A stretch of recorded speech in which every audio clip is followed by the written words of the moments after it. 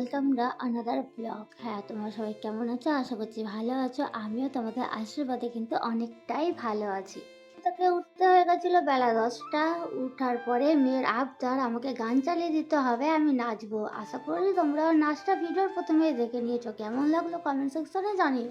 এবং স্যাটা ভাঙার নাচ আমরা কিন্তু প্রায় করি মা মেয়ে মিলে। কিছু করার নেই, ঘরে তো আর কেউ নেই যে শেয়ার করবো, তাই আমরা ভিডিওর মাধ্যমে তোমাদের সাথেই শেয়ার করলাম। এদিকে নাচন কোদন করতে গিয়ে বাজে বেলা 11টা, তাই ঝটপট করে ভাতটা আগে বসে নিলাম, ঘরটাকে গুছিয়ে নিয়ে তারপরে কিন্তু চলে গেলাম ছাদের দিকে ভেজা জামা কাপড় আর কার্পেটটা নিয়ে। আছে যতদিন কাজ করে খাবো ততদিন, এই কথাটা কতটা সত্য সেটা তো আমাকে দেখে তোমরা বুঝতে পারছো আশা করছি।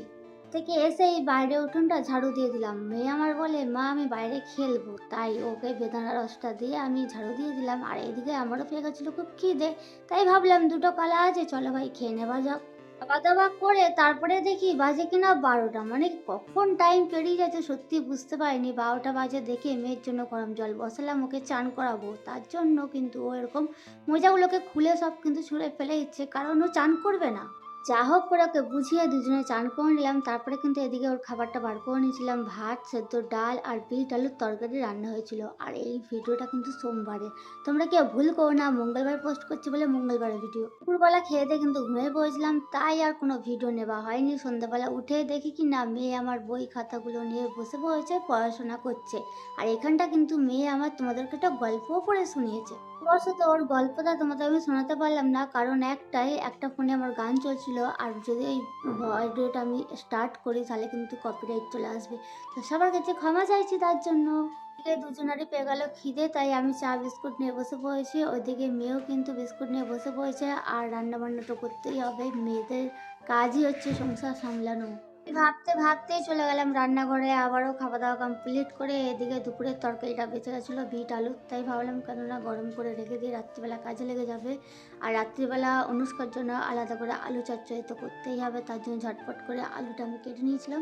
পরে যেহেতু আমি একা থাকি মেয়েকে নিয়ে, তাই সব ভিডিওর ফুটেজ নেওয়াটা সম্ভব না, সব কিছু দেখানোটা সম্ভব না। এখানে আমি যখন আলু চচ্চড়ি রান্না করছিলাম তখন কিন্তু আমার মেয়ে এখানে খেলা নিয়ে খেলছিল। আমার মেয়ে কিন্তু চুপচাপ বসে থাকার মেয়ে নয়, যাই হোক ও চুপচাপ বসেছিল। ওর একটা মামা ফোন করেছিল তার জন্য। এখানে দেখো আলুটা কিন্তু কাটা হয়ে গেছে। আর এখানে আমি কড়াইটা গরম করে নিয়েছিলাম, গরম করে তেলও দিয়ে দিয়েছিলাম। আর কড়াইয়ের মধ্যে ফোড়ন হিসাবে আমি দিয়েছিলাম সাদা জিরে আর তেজপাতা। দেওয়ার পর কিন্তু আলুটা আমি দিয়ে নাড়াচাড়া করে একটু ভাজা করে নিই। ভাজা হওয়া মাত্রই একটুখানি নুন আর হলুদ সামান্য দিয়ে তেল কমের তরকারি, মানে হসপিটালে রান্নার মতন করে নিয়ে মেয়েকে কিন্তু খাইয়ে দেওয়া হয় রাত্রিবেলা। আমার রান্না কমপ্লিট হয়ে যায়, তারপরেও কিন্তু অনুষ্কা ওর মামার সাথে কথা বলা বন্ধ করে না, এখন অবধি কথা বলেই যাচ্ছে। শেষে তোমরা দেখতে পাবে। তো চলো বন্ধুরা, আজকের ভিডিওটা এতটাই। কেমন লাগলো ভিডিওটা অবশ্যই কমেন্টের মাধ্যমে জানাবে। আর আমার পাশে থেকেও, ভালোবাসা সবসময় থাকবে। টাটা।